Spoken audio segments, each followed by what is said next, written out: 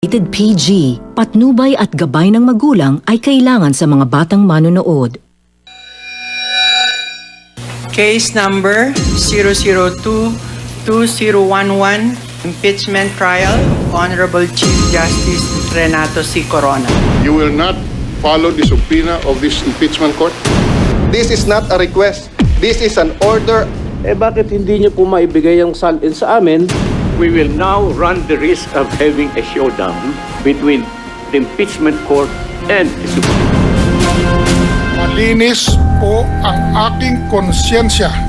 Wala kaming ginawang masama. Wala kaming ginawang kawalang-hiyan. I vote to hold the Chief Justice guilty as charged. Mayo 29, matapos ang 40 araw na paglilitis kay Chief Justice Renato Corona, nagbaba na ng pasya ang impeachment court. Si Chief Justice Renato Corona natanggal sa pwesto. Balikan po natin ang mga pangyayari, mga di malilimutang tagpo at mga personalidad na ngayon bahagi na ng ating kasaysayan. Ako po si Vicky Morales, samahan niyo ako sa espesyal na pagtatanghal ng GMA News and Public Affairs, ang Hatol Guilty.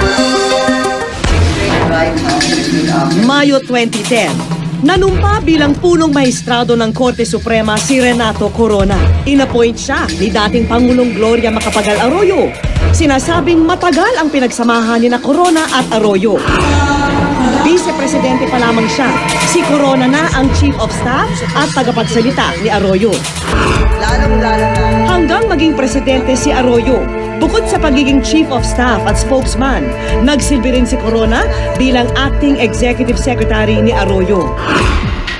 Noong 2002, itinalaga naman si Corona na Associate Justice ng Supreme Court. Pero nang italaga ni Arroyo si Corona bilang punong maestrado, 2 araw matapos ang 2010 presidential elections, may mga umalma.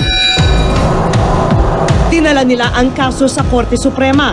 Midnight appointment daw ang ginawa ni Arroyo. Malinaw daw ang mga probisyon dito ng saligang batas at ng Omnibus Election Code.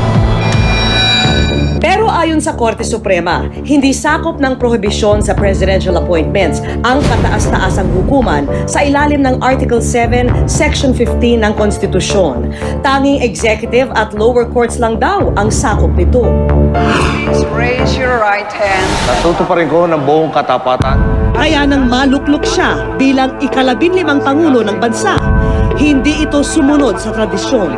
Sa halip kasi na manumpa sa harap ng Chief Justice, kay Associate Justice Conchita Carpio Morales siya nanumpa. Nang panahon ito, halata na raw na may tensyon sa pagitan ng Pangulo at ng Chief Justice.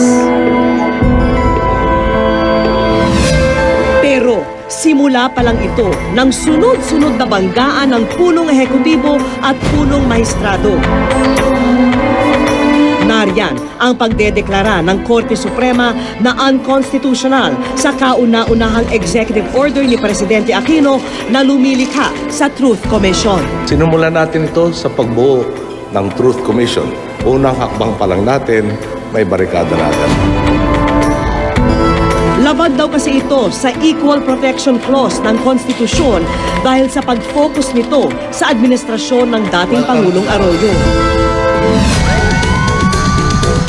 Inilagay ng Department of Justice sa Immigration Watchlist Order si dating Pangulong Arroyo matapos siyang ireklamo ng electoral sabotage at plunder. Kasunod nito, hiniling niya na makapagpagamot siya sa ibang bansa pero hindi ito pinayagan ng DOJ. My order is a denial of the request. This is no longer injustice. This is already cruelty. Kaya dumulog si Arroyo sa Korte Suprema na agad namang naglabas ng temporary restraining order laban sa DOJ upang hayaang makaalis ng bansa si Arroyo. Pero hindi agad kinilala ng DOJ ang TRO kaya napigilan pa rin ang pag-alis ng mag-asawa. At habang nagsasabong ang DOJ at ang Supreme Court sa issue nito, naisampa sa Pasay RTC ang kasong electoral sabotage laban kay Arroyo at isang warrant of arrest ang inilabas laban sa kanya. kung kaya't hindi rin nakaalis ng bansa si Ginang Arroyo. December 12, isang impeachment complaint ang ipinagtibay sa Kamara. 188 kongresista ang pumirma rito. Bilang nalampas pa sa 1/3 na boto na kinakailangan ng Kamara para ma-impeach si Corona. Sa palagay ko, ito ang mother of all blackmails. Maraming mga kasama na ayaw sanang pumirma. Ngunit pag hindi na sa pumirma, tinatakot na hindi marirelease ang kanilang PDAP in 2012. Hindi utos, but he is definitely in favor of it.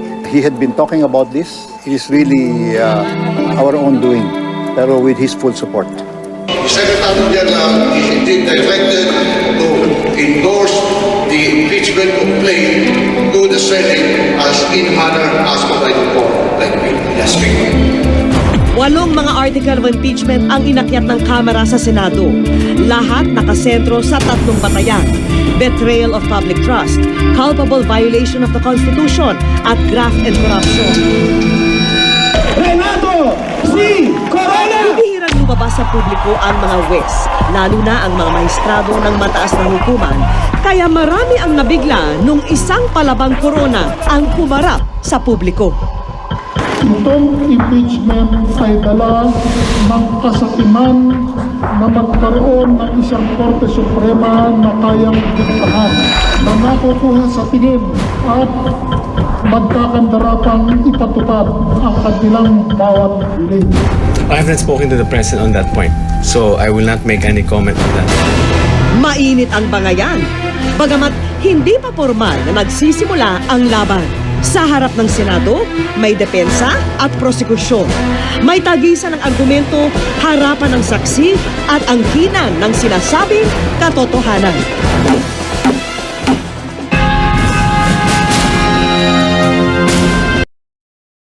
Article 2. Ito ang naging basihan ng hatol sa napatalsik na punong maestrado ng kataas-taasang hukuman. Giniit ng prosekusyon ang hindi raw pagdeklara sa sale ni dating Chief Justice Corona ng lahat ng kanyang pera at ari-arian.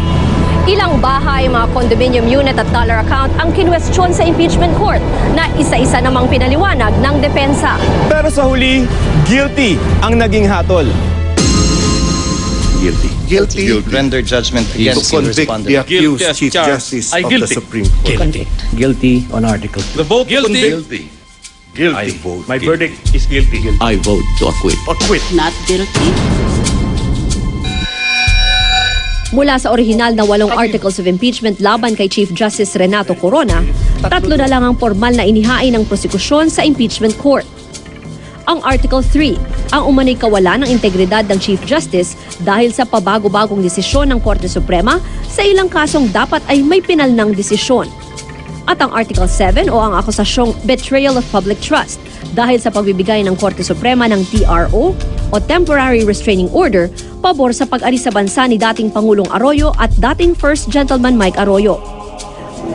At ang naging sentro ng desisyon ng impeachment court, ang Article 2 o ang di kumpletong pagdedeklara ni Corona ng kanyang yaman sa Statement of Assets, Liabilities and Net Worth o SALN alinsunod sa batas.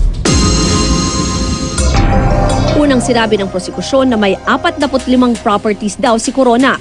Ang ilan daw sa mga ito hindi nakasaad sa kanyang SALN.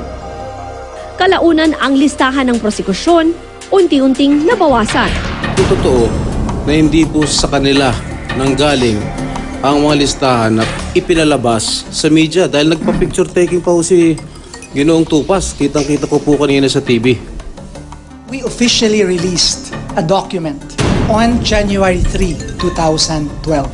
And this document is the Bellagio document. I was the one who released it at the House of Representatives during a press conference, and I showed it to the public.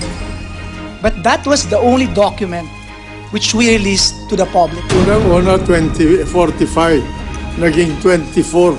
Ano ang nabawas doon sa 24? Yung 24 po, Ginoong Pangulo, dahil included doon yung 3 parking lots doon sa Burgundy. Mariing tinanggi ng depensa na pagmamayari ni Corona ang karamihan ng nasa listahan ng prosekusyon. It has been shown that the real properties which they wanted to prove were not really 45. it was only 5. And it was also shown that all 5 have been reported in the 2010 SALN.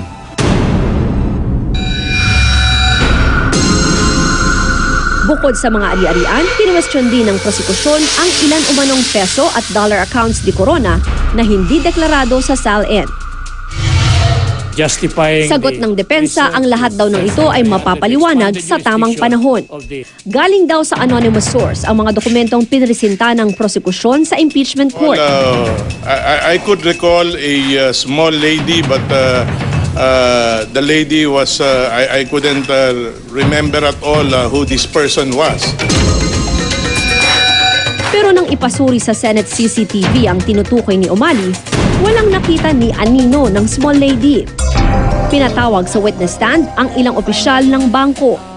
There was a certain person who approached me. We went to the branch. Who is this person? Congressman Banal. Tama ba? January 31 ng gabi, yung document nakasingit sa gate. Is that it? Nasa sa driver, nasa ibabaw, nasa lapag. Si PS Bank President Pascual Garcia III ang nagkumpirma na meron ngang 5 peso accounts Witness going over his records, Mr. at 5 dollar accounts na tugba sa account numbers na sinumite ng prosekusyon. Sir, I have documents pertaining to 5 of the 10 accounts. I understand from your answer that you are referring to 5 accounts, Mr. Witness. All in the name of Renato C. Corona. Pero hindi na ito pinabuksan dahil sa absolute confidentiality clause ng Foreign Currency Deposits Act. We will respect the temporary restraining order of the court as far as deposits falling under Republic Act 6426. Kahit umaandar pa ang impeachment case sa Senado, nagsampa na ng panibagong complaint sa Ombudsman sina former party list Representative Risa Ontiveros Barakel. Hiniling po namin na imbestigahan ng Office of the Ombudsman ang issue ng dollar accounts. Kaya Natin Movement Lead Convener Harvey K. at iba pa. Kaugnay sa umano'y di idinedeklarang yaman ng nooy punong mahistrado. Personal pa raw bumisita si K sa tanggapan ni Senate Presiding Officer Juan Ponce Enrile para iabot ang isang confidential envelope na pinadala umano kay K ng isang anonymous source. These documents, I did not open it, I did not read it as a presiding officer of this court, and I'm ordering you to show cause why you should not be cited for contempt. I would like to first express my sincere apologies if you felt insulted. Sinungaling ka. Harvey is not just a lead convener of Kaya Natin, he is also di ba, assigned by the Ateneo for their youth programs. Ikaw na nga yung merong gustong ipaglaban. Ikaw pa yung masama.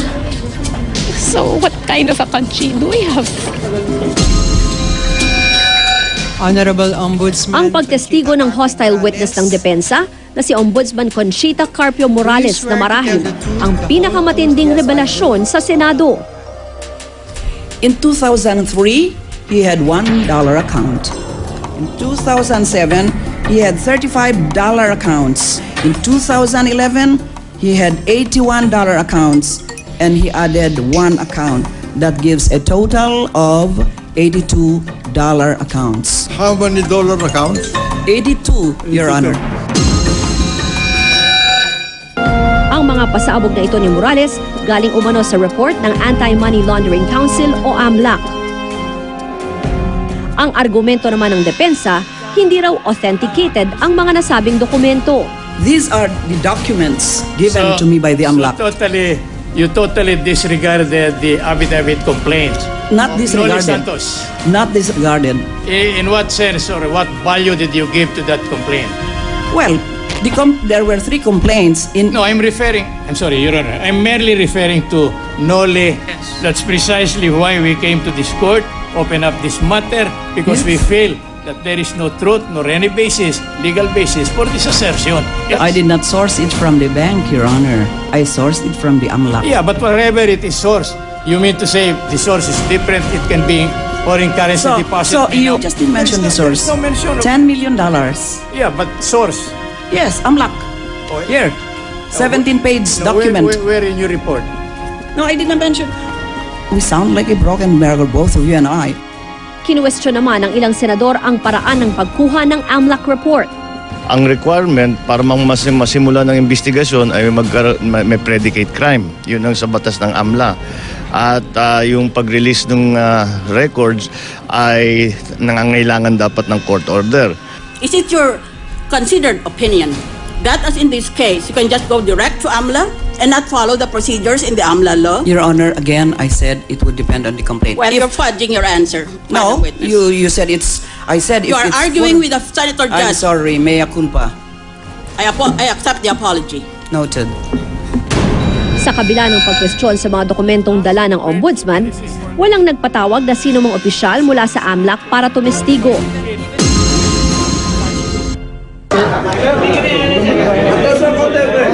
Sa ika-4 na pong araw ng impeachment trial sa Senado, sa wakas, nagsalita rin si Corona.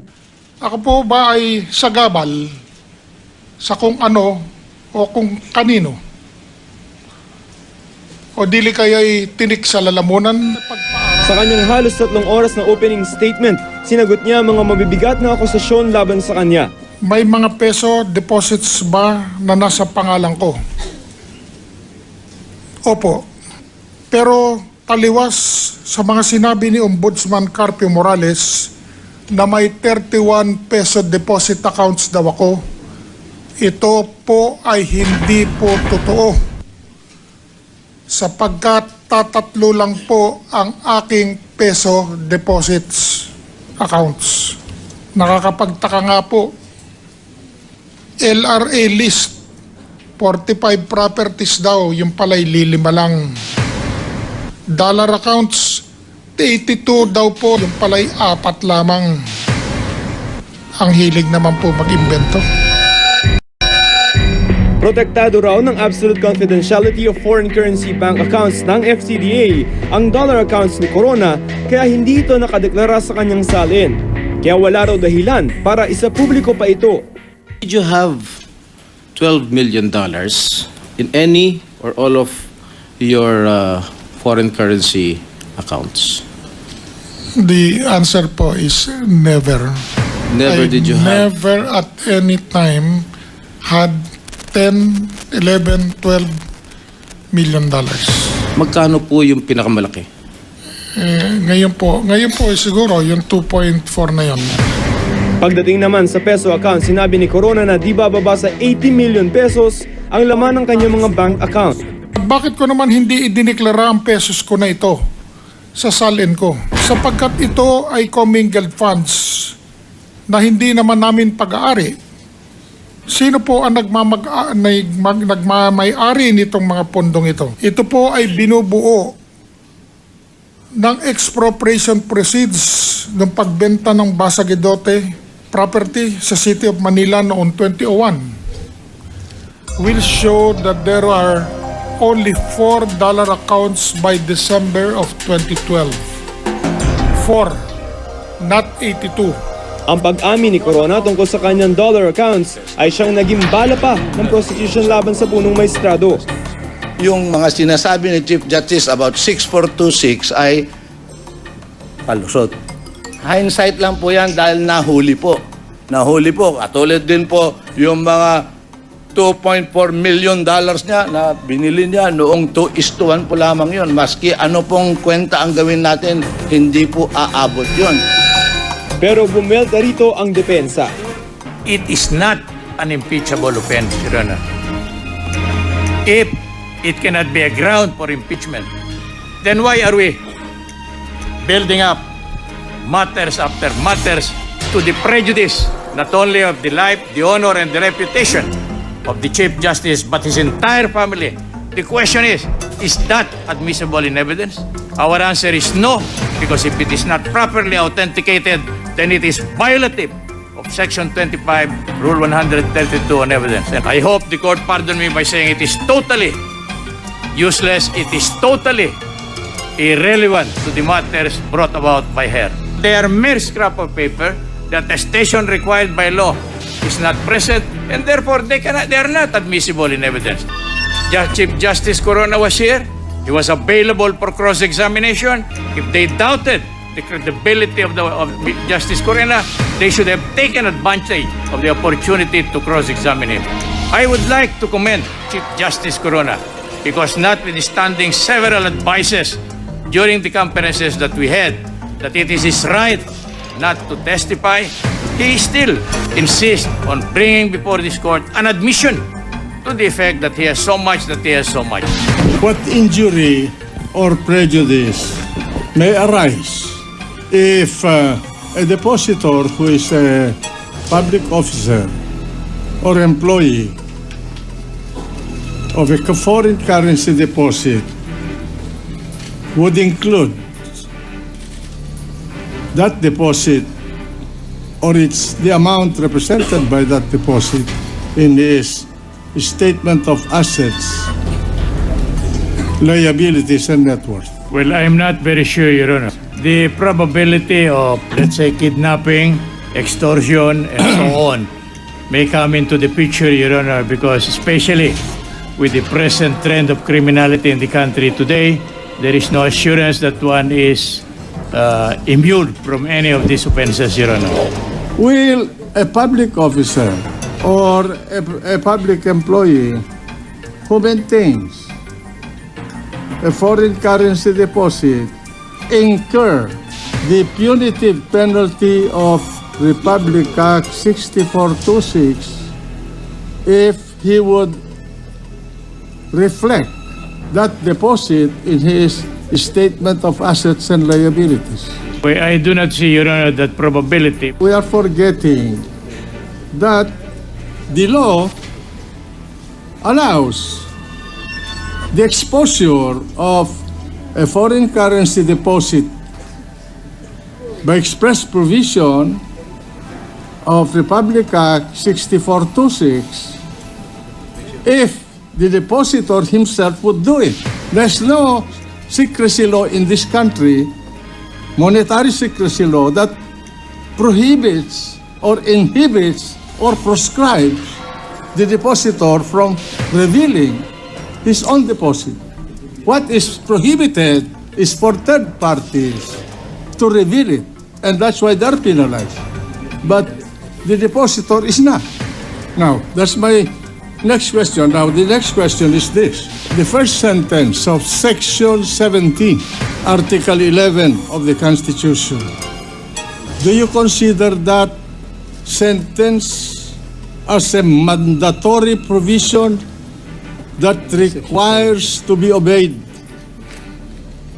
by a public officer or public employee of the Republic of the Philippines? I do not think it is something that can be disregarded, Your Honor. Why the law had granted that is beyond my comprehension, Your Honor.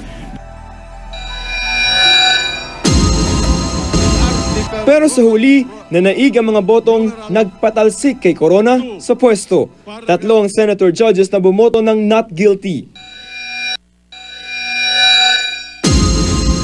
The Constitution provides that the impeachable offenses are culpable violation of the Constitution, treason, bribery, graft and corruption, other high crimes, or betrayal of public trust. An omission in good faith in the SALN carries a light penalty and is even allowed by law to be corrected by the person who submitted it. Thus, it is not impeachable because it is not in the same class as the offenses enumerated in the Constitution. 20 naman ang bumoto ng guilty. I maintain that the constitutional principle of public accountability under Article 11 of the Constitution overrides the absolute confidentiality of foreign currency deposits. Bagamat guilty ang hatol kay Corona sa hindi niya pagsama sa SALN ng ilan niyang assets, hindi naman daw napatunayan na ill-gotten ang mga ito. At this moment, I wish to reiterate for the record that the Chief Justice does not stand accused of having amassed any illegal wealth before this impeachment court. Dahil na-desisyon na ng impeachment court ang Article 2, ang Articles 3 and 7 ay hindi na kailangang pampagbotohan. And the Senate sitting as an impeachment court adjourned sine die. Sa ngayon, masasabing sarado na ang kaso. Ang kampo ni Corona, wala na raw balak na iapela pa sa Korte Suprema ang naging hatol sa kanya.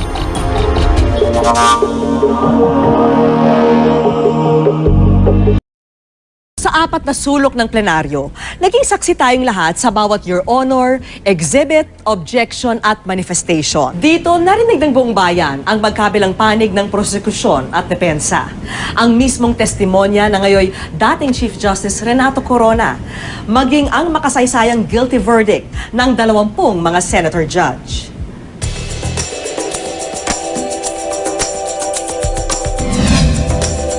Mula nang buksan ng Senado ang kanilang mga pintuan para sa impeachment trial ng punong maestrado, walang puknat na itong inabangan. Katulad ng 19 pang senador,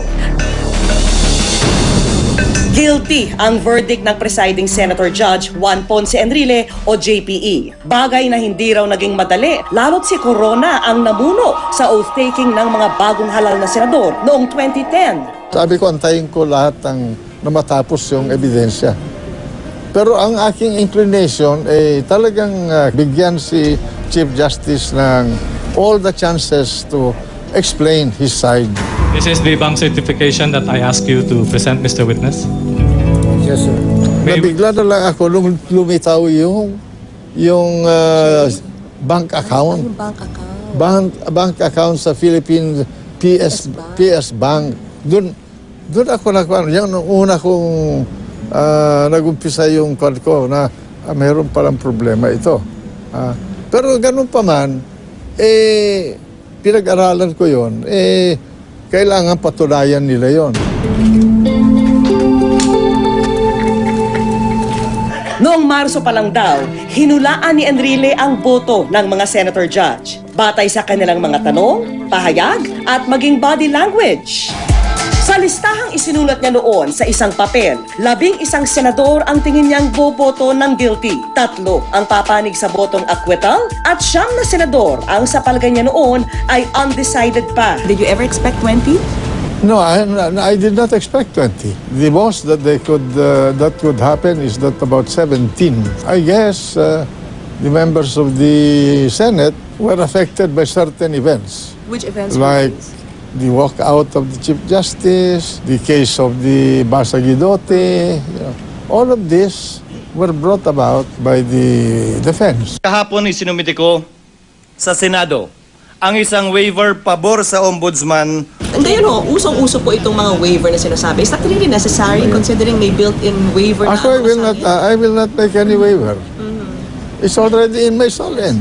What for? Ako na yun eh. Medyo sobra na yun. Isusumiti ko po ang aking waiver sa kinauukulan kapag kompleto na ang pirmadong 189 waivers. Which do you think was the most damaging? Was it the walkout? To me, it was the testimony of the Chief Justice during his first day. Ito po, pirmado ko na po. When he appeared, when he decided to offer a waiver with conditions. And now, the Chief Justice of the Republic of the Philippines wishes to be excused. And then, using the term, the Chief Justice of the Republic wishes to be excused and then just walk away and he knows the rules in the courtroom, so that added to the problem. Dahil sa pag-walkout ni Corona sa witness stand, uminit ang ulo ni Senator Enrile. Counsel for the defense, will you kindly Yes, Your Honor. advise your client to return to the witness stand? I respect him as a Chief Justice, but this court must be respected. Pero totoo ba sa galit niyo, minura niyo raw si Cuevas? No. I did not scold Cueva. Ang pinagsabihan ko yung si Roy. Inaanak ko sa binyag yun. Oh. Ano sinabi niyo kay Roy? Sinabi ko sa kanya, alam mo kako, gumagawa kayo ng gimmick dito. Kako, hindi pwede yun. Dito sa holding room, pinuntahan ni Enrile si Corona minsan. Anong sinabi niyo sa kanya nung nakita kayo? Sinabi ko sa kanya na, alam mo kako, I hope you understand, walang personal ito, personal element. Okay naman siya. We are playing roles. Okay naman siya, I understand siya. May I just suspend for a moment the trial for personal reason. Dito kayo pumupunta pag nagpapa-excuse, pag may session suspended. Dito. Dito. Nag-video po lang yun. Aming private room. At sa kanyang opisina, kung saan mabusising nakaayos ang mga ebidensyang pinagbatayan niya ng kanyang hatol. Ito yung articles of impeachment. So kung may nakialam, alam niyo na may Alam ko. You're harassing the witness. That is what you are doing. Ano nararamdaman niyo pag nakikita niyong si Miriam nanggagalaiti? Ako, naintindihan ko siya dahil may sakit siya. So hinahayaan niyo na lang siya? Kaya nga, pinababayaan. But dahil time was very important for us, I had to call her attention once in a while. That is not the meaning of quasi-political. I request the lady to wind up this. I thought that I was unlimited. Malaking kawalan daw sa Senado ang napipintong paglipat sa International Criminal Court ni Senadora Miriam Defensor Santiago na isa sa 3 bumoto ng acquittal para kay Corona. Mamimiss niya ba si Miriam pagpunta niya sa International Court? Siguro. Bakit? Bakit mo anong pinakamamimiss niya tungkol kay Miriam? She makes the proceedings alive. Ano namang klaseng kagaguhan yan? Di ba kayo nasaktan nung tinawag ni Senator Miriam na kagaguhan itong impeachment trial na ito? That's her opinion. If you are that thin-skinned, you do not involve yourself in politics. Lahat. Pag nagsalita ako, huwag kayong sumagot, ha? Kahapon, sa kauna-unahang pagkakataon matapos ang impeachment trial, nagpa-interview si Senator Santiago. Anong reaksyon niyo na kayo raw ang nagbigay kulay at buhay sa impeachment trial? Siguro, maaaring nagbigay ako ng kulay, pero ang sadya ko talaga ay papatayin ko ang sarili ko. I wanted to die in front of the cameras because I thought that was not the way an impeachment trial should go. So I wanted to commit harakiri by losing my temper, raising my blood pressure, and then dying of a heart attack. Two of my brothers have already died of a heart attack. 20 senators find the Chief Justice of the Supreme Court, Renato C. Corona, guilty as charged. Pero inisip niyo ba na 3 lang talaga ang mag-acquit or I was hoping that we could convince a few others na hindi man lang kami mapahiya. 3, is such a miserable number out of 23. We only needed 8, no? Of course, we were also hoping that we could get 8. But kung hindi man, sana naman yung mga hindi naman nakakahiya. Pero 3 lang pala kami, kaya nakakahiya. Pero hindi kayo nahiya para sa sarili niyo? Of course not. I am proud.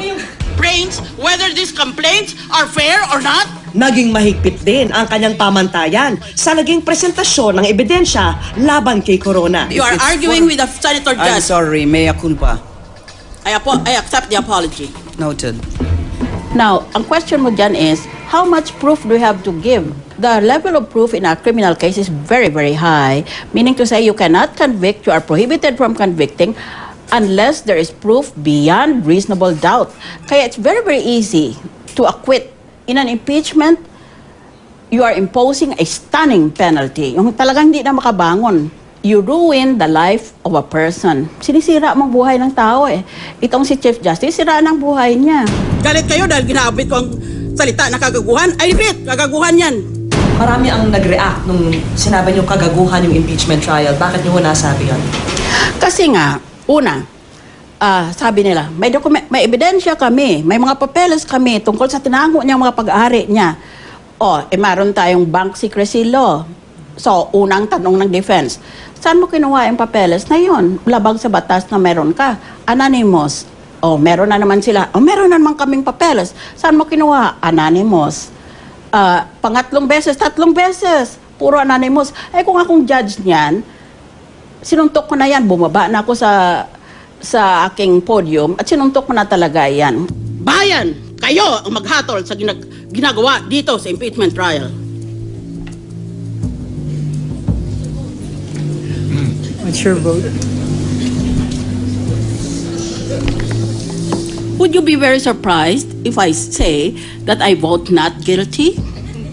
Hindi pwede na sabihin mo na impeachable din ang charge sa kanya na hindi niya diniklara ang kanyang dollar accounts because there is a law that protects, that gives absolute confidentiality to dollar accounts.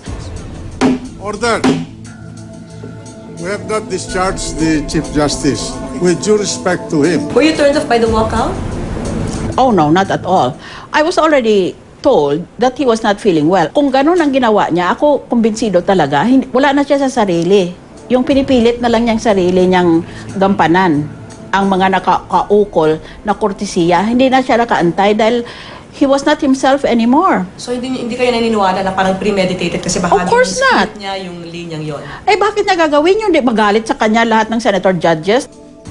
It makes me angry as a former law professor and as a future judge of the International Criminal Court. Sa susunod na taon daw, malamang ay tuloy na siya sa pagiging west ng International Criminal Court. Kaya iiwanan niya ang Senado. At sabi ni JPE, mamimiss daw niya kayo pagpunta niyo ng International Tribunal. Anong sagot niyo? I doubt it. I think he's lying. I think he was just being kind to me. Dahil ninong ko yun sa kasal eh. Trial suspended for 1 minute. How would you rate his performance? Can I just smile? That the rules applied. Kahit regular na sesyon, hindi raw siya gaanong nakikihalubilo sa ibang kapwa senador. Do they treat you na medyo takot ba sila sa inyo dahil alam nila na talagang lalaban kayo? Hindi sila takot sa akin kung hindi ilag sila sa akin. So what is your reputation? Siguro kung lahat kami sa barko at merong butuhan, sinong tatapo natin sa pating dahil galit na galit at gutom na gutom? I bet I'll be one of those chosen tapo natin. Naku ma'am, so hindi kayo pwede sa survivor. Hindi. Kakausapin ko ang pating, baka magkaintindihan kami. Yung aking waiver po, hindi ko na po iintayin yung waiver nung 189. Papunta naman ho tayo sa usong-usong ngayon na SALN at waiver. Diba, ang dami yun ang parating topic, pati sa Supreme Court, yun na rin pa nag-uusapan. Kaya maganda itong aspeto na ito ng impeachment dahil nabigyan ngayon ng halaga, nag-center stage na ngayon ang SALN. Ngayon sinabi ko nga, sana bigyan ako ng isa pang buhay para maupo lang ako sa sulok at meron lang akong staff at examinin nga namin isa-isa yung lahat ng SALN. Magkaiba man ang naging posisyon at desisyon ni na Senator Enrile at Santiago, may naiuwi raw silang mga di malilimutang aral at karanasan sa impeachment trial na ito. Yes. Are you proud somehow to have been part of it? I'm proud only in the sense that I stood by my ground, what I believed in. I'm proud only that I stood for what I understand the law to be. Ano yung pinaka-napala natin dito sa impeachment trial na ito? Simple lang ang sa significance nitong nangyari sa impeachment na ito sa akin, na dito sa bayan natin, ang may makapangyarihan ay batas. Walang malakas, walang mahina, pantay-pantay.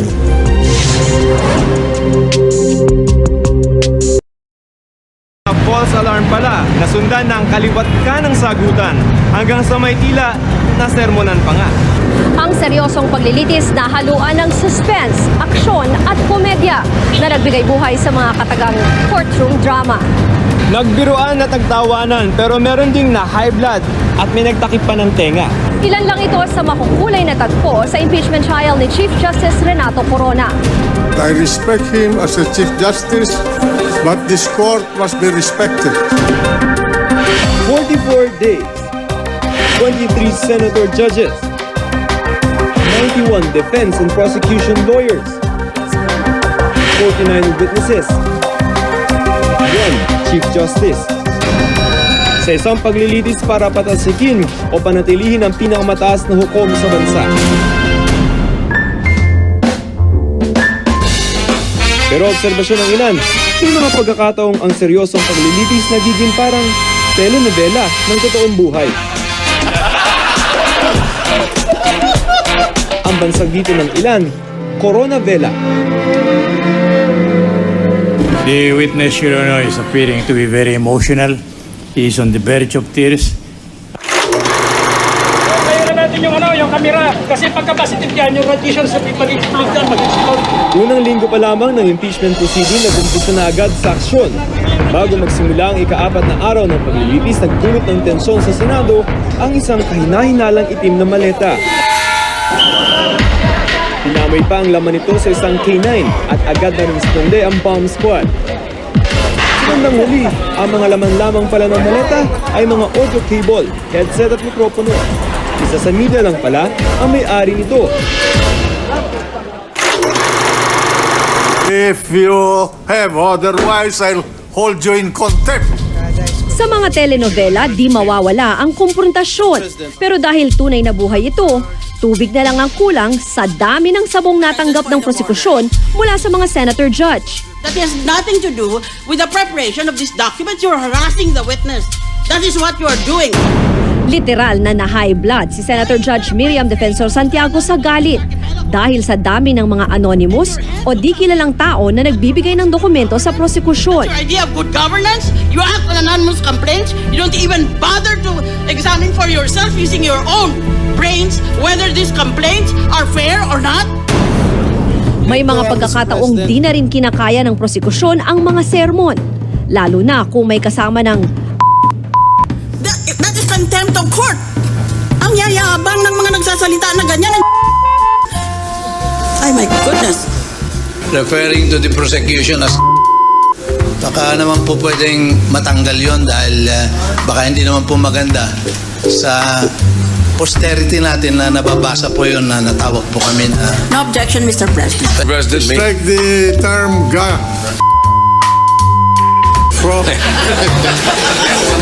from the record. At dahil sa di na kinaya ng tenga, nag-hear no evil post na si private prosecution lawyer Vitaliano Aguirre. Hindi na kasi daw niya matiis ang shrill na boses ng gentle lady from Iloilo. Kanina ho, nung nagsasalita si Senadora Miriam Defensor Santiago, nakalagay po ang inyong kamay sa inyong tenga. At para bagang ayaw niyo siyang pakinggan. Totoo po yan. Yan po ay isang kabastusan dito po sa isang miyembro ng hukom na ito. Alam po, totoo po yun. I really did it purposely. Because totoo naman po na talagang shrill ang voice na nasasaktan ng tainga ko eh. Ang mga kumprontasyon, makailang ulit na pinataas ang blood pressure ni Senator Judge Santiago. Do not drown me out by screaming in this courtroom. Only I can scream here and my fellow judges. Ay, kaya tayo tumagal dahil may oration pa eh. Huwag nyo kami orate dito. I'm hyperventilating because I'm very, very upset. I will leave this court immediately because I'm sure I have hypertension. I am not sure that they would... Ang depensa di rin ligtas sa pagalit. We're cluttering this proceeding with so many collateral, irrelevant, immaterial issues. We're wasting time.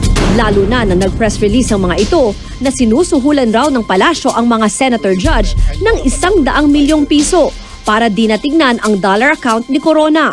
Pangalanan ninyo kung sino at nang sa ganon ay hindi tayo nanguhula. Magpakalalaki tayong lahat dito. This court is constrained to cite one of the lawyers of the defense, Attorney Roy, for contempt. Sinabi ni... Tulad sa mga napapanood na serye sa drama-rama, sanay na tayo sa mga bangayan ng angkan. Nasaksihan natin ang awayan ng pamilya Corona at Basa. Wala naman po siyang trabaho eh. Buong buhay naman niya spoiled brat po eh. He's a farmer. That's a job. Yung mga magsasaka, not working hard, it's a job to provide for their family. And that's a job. So, and he provided very well for us. He disciplined us.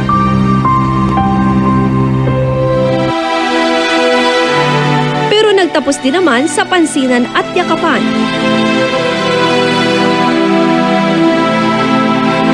Napakakulay talaga ng Coronavela. Araw-araw may dapat abangan tulad na lamang ng Nag-cash advance siya ng 11 million. Ano po ang diferensya ng pagkakaiba ang cash advance, loan o utang? Sino tinatanong ninyo? Isang tanong pa, pagod ka na ba? Okay lang. Nung una kang umupo dyan, Pagod na po yung boses ko. tawa ka ng tawa, ganda-ganda mo. Ngayon parang haggard ka na. Mr. President. at sino mag-aakala na mismong si Ilocos Norte Representative Rodolfo Fariñas ng prosecution hindi pala pumirma sa impeachment complaint. Kayo ba pumirma sa impeachment complaint? Hindi po. Dahil sobra-sobra naman po yung pumirma na, 188, hindi naman po kailangan yung pirma ko at saka medyo masama rin po kasi yung pagkagawa ng punti. Hindi na lang ho ako pumirma.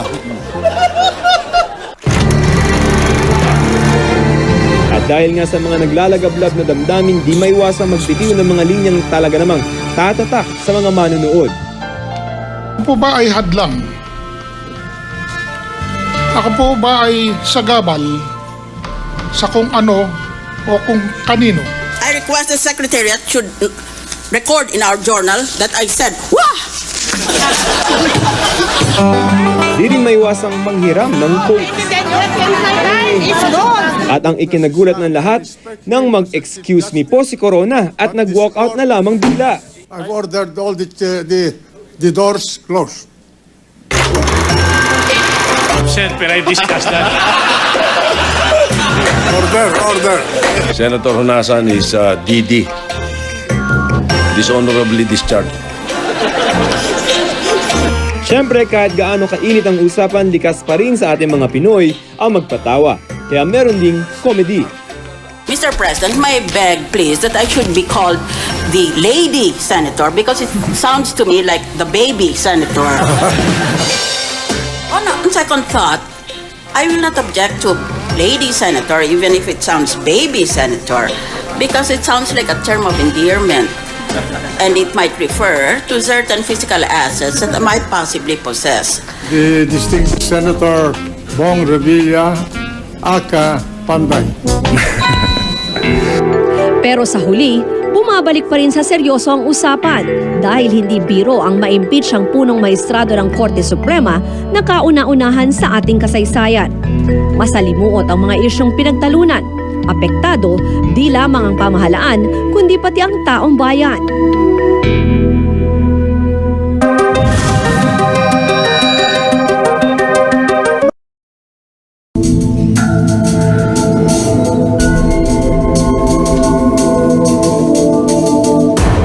The witness, Your Honor, is appearing to be very emotional.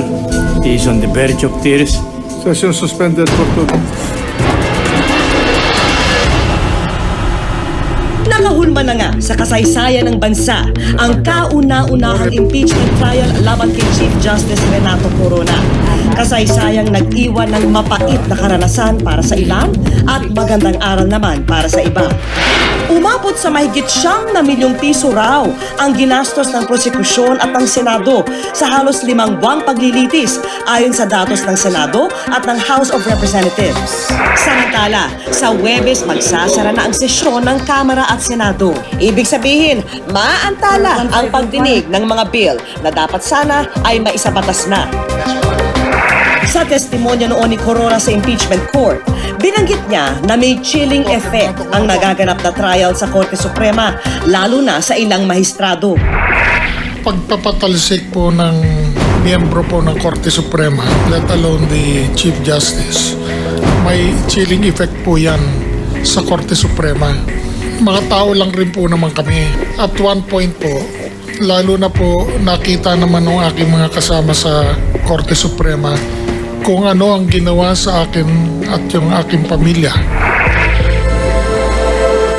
2 araw matapos ang hatol kay Corona, inutos ng Korte Suprema na isa publiko ng mga maestrado ang kanilang mga Statement of Assets, Liabilities, and Net Worth o SALIN. The NBank approved in principle the release of the 2011 SALIN in full of all judges and justices of the judiciary. Kahapon isinumiti ko sa Senado ang isang waiver pabor sa Ombudsman upang buksan kung kinakailangan ang anumang deposito ko, dollar man o anumang uri ng currency, kaugnay at kalakip ng aking salin. May mga mambabatas na rin na lumagda ng waiver na magsasapubliko sa kanilang mga bank account na siyang naging hamon noon ni Corona. They say that there's a reason for everything. Yes. So what is the reason of this? We have not really closed the whole thing. We've only started because we are now going to deal with the consequences of that decision. Kaiba ito sa prior impeachment trial dahil yon hindi natapos. Kalagitnaan nag-walk out. O hindi na according to law yon. Ito naman natapos, which is a good thing. We followed the rule of law, no? Ang problema na lang, anong pagtanggap ng taong bayan doon sa paghatol ng Senado? Renato C. Corona, guilty. Pero kayo ho, ano yung pinaka nakuha nyo dito sa impeachment trial na ito? You walked out of this with what was the most important lesson perhaps? Well, I think this national episode will have a telling impact in the consciousness of many leaders and high officials and employees of the government. There is a limit to what they can do. And that if they go beyond that line, there is a law. And a blindfolded lady with a sword and a scale that will challenge them and weigh them and cut their heads if they are guilty. Tapos na ang impeachment trial, na ibaba na ang hatol. Sa huli, sana ang taong bayan ang tunay na nagwagi sa labang ito at hindi mauwi sa wala ang kahihinatnan ng makasaysayang paglilitis. Ang hangad nating lahat, tapat at malinis na pamamahala ng mga taong pinagkatiwalaang iluklok sa pwesto. Kasama sina Joseph Morong at Ruth Cabal, ako po si Vicky Morales. Magandang gabi po sa inyong lahat.